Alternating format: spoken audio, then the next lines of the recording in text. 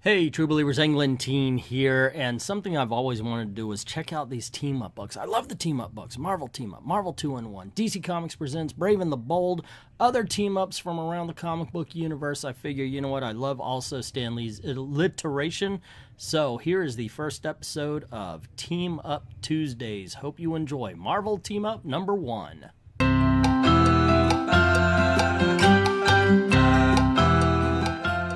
'Tis the day before Christmas, and all along the sand not a creature is stirring, save the polar bear clan.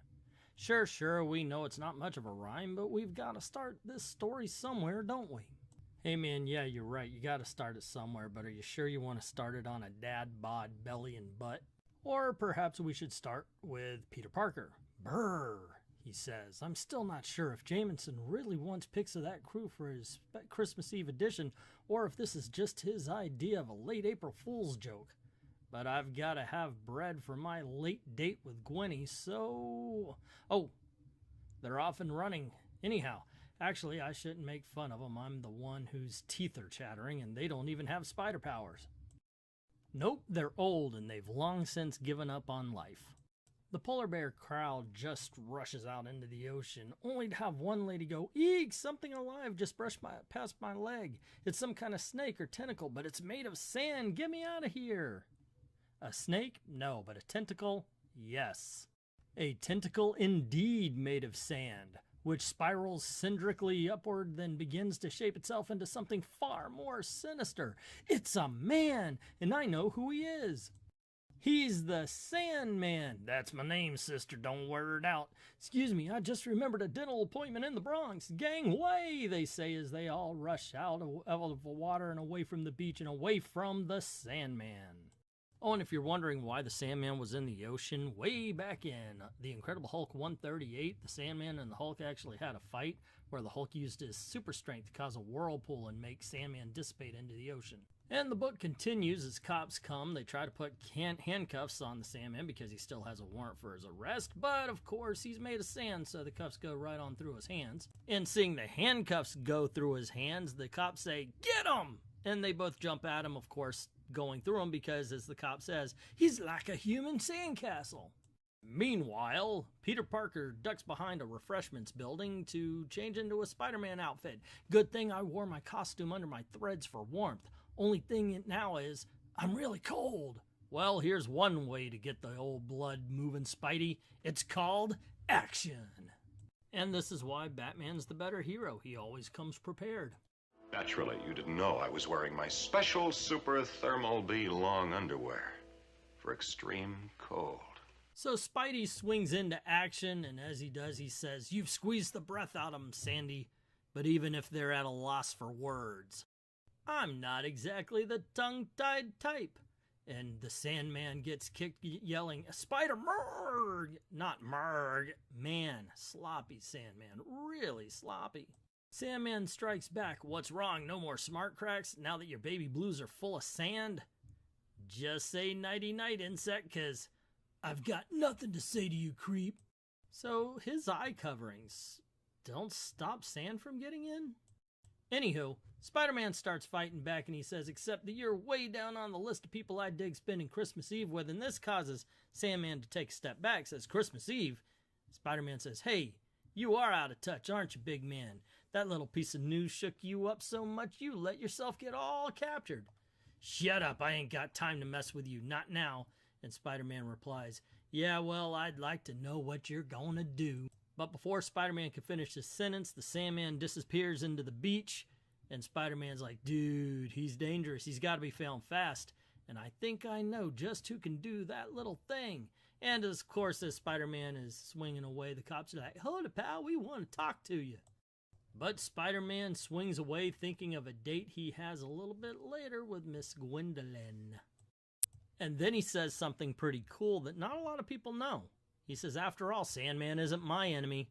I just tackled him once, and that was a long time ago. Far as I'm concerned, he's someone else's headache now.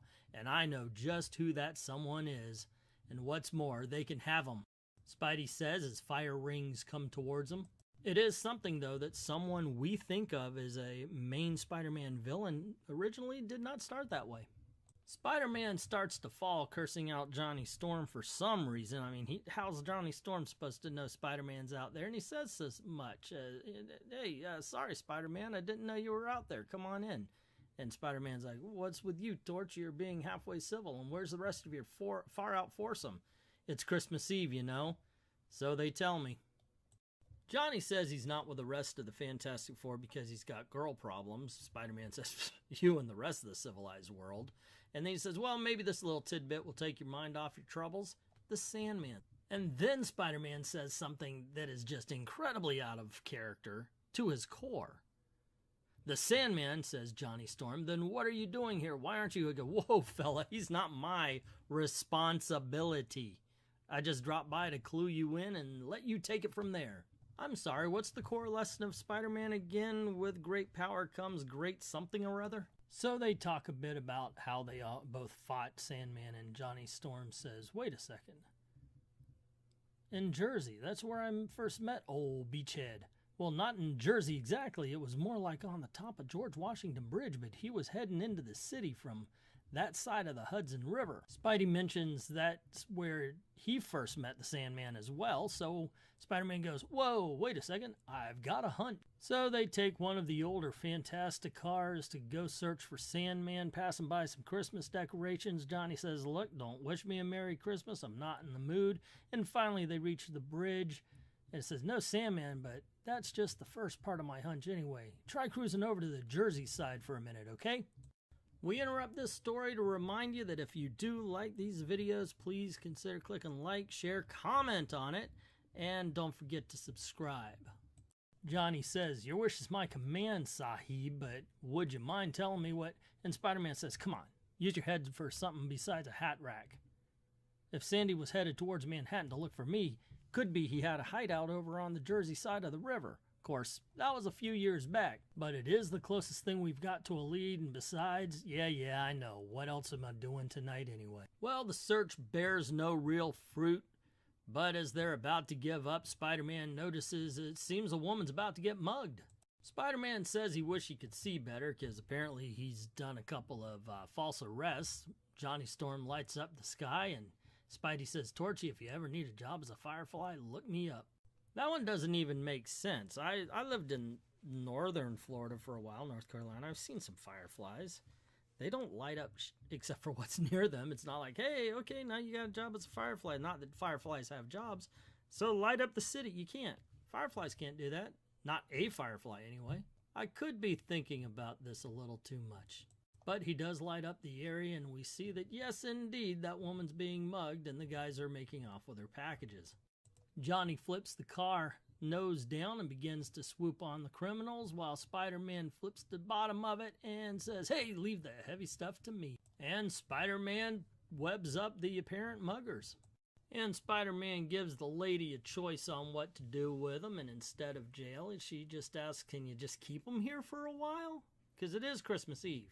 So Spider-Man webs up the criminals. The lady actually says Merry Christmas to the people who tried to rob her, and then says, you too, Web Weaver, and your friend in the flying bathtub. Merry Christmas.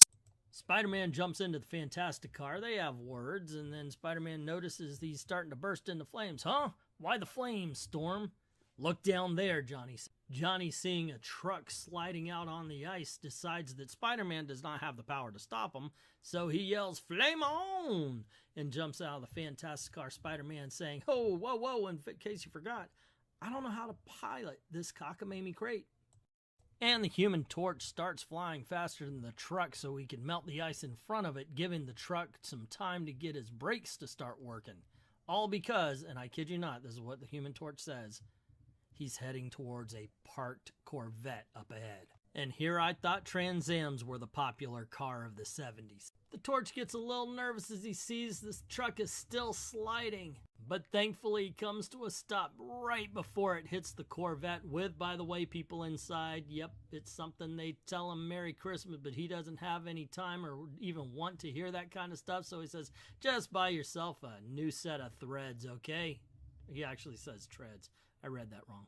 When Storm gets back to Spider-Man, Spidey tries to tell him off, but Johnny's having none of it, and he says, man, I'll leave you right here. Right in the heart of Newark if you don't watch your lip, because I've had it up to here with all this Merry Christmas crud.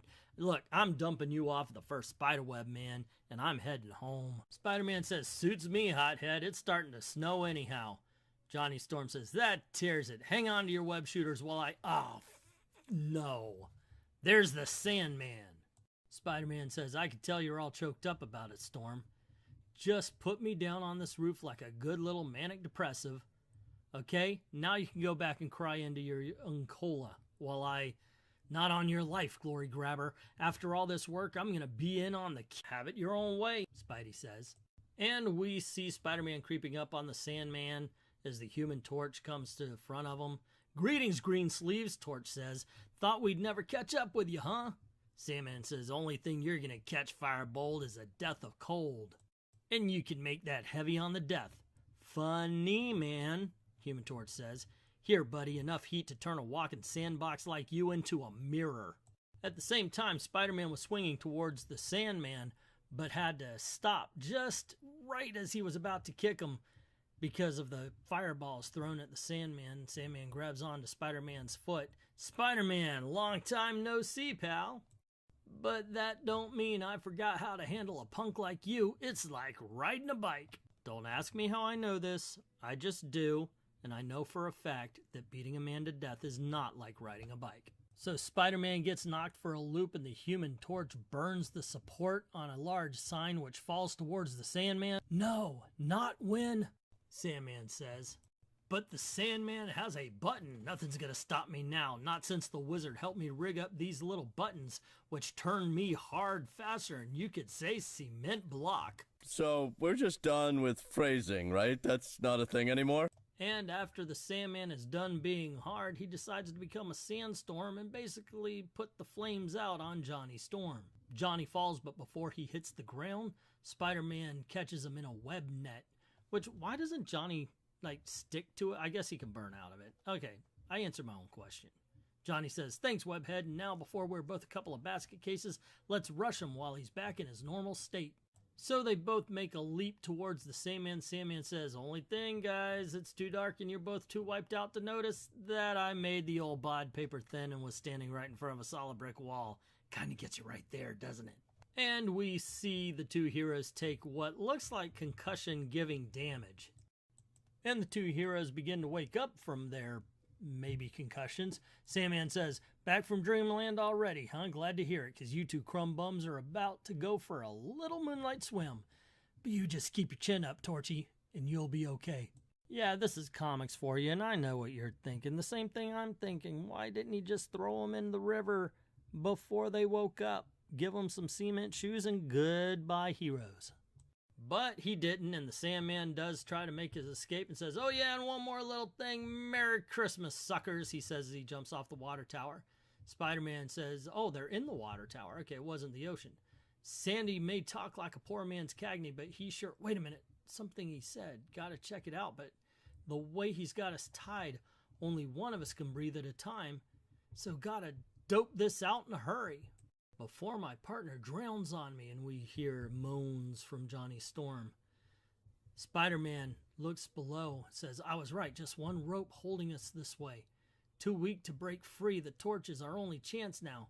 If he doesn't figure it out and fast, we've had it. Johnny Storm wakes up. I don't get it. Spidey's a lot stronger than I am. Why is he staying down so long when we could... Sure, that's it. He wanted my face out of water long enough to dry just enough so that my body heat could start it blazing again, and I could do this, he says, and he starts to burn the rope. Spidey, are you... He says, can't complain, hothead, and I almost never did again. They wait for Johnny Storm to dry just long enough for him to break the ropes that hold him tied up. And he says, well, too bad the Sandman's long gone by now. Spider-Man replies, actually, I've got a strong hunch he isn't. I think he wanted us to escape from the water tank. Remember what he said as he tossed us in? Spider-Man says, keep your chin up, Torchy. Huh? But why in blazes would he... We'll soon know, pal, Spider-Man says. Look! They see the Sandman crawling into a window. I gotta admit it, I'm stumped, says Spider-Man. What's he after in this two-story bungalow? Only one way to find out, Human Torch says. The two heroes go through the same window at the same time. That is one hell of a big window. So the heroes jump in. Human Torch says, "Heads up, Beach Boy. This is the..." Sandman silences him. "Shh, don't talk so loud, will ya? I'll come along peaceful like in a minute."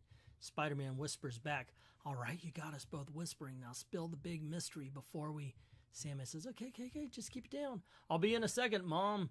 And his mother says, "Don't be too long, William." "Mom," Johnny says. Sandman fesses up, "All right, son, you know my secret. That's my mom in there. She's old, she's sick, and I always come see her on Christmas Eve no matter what.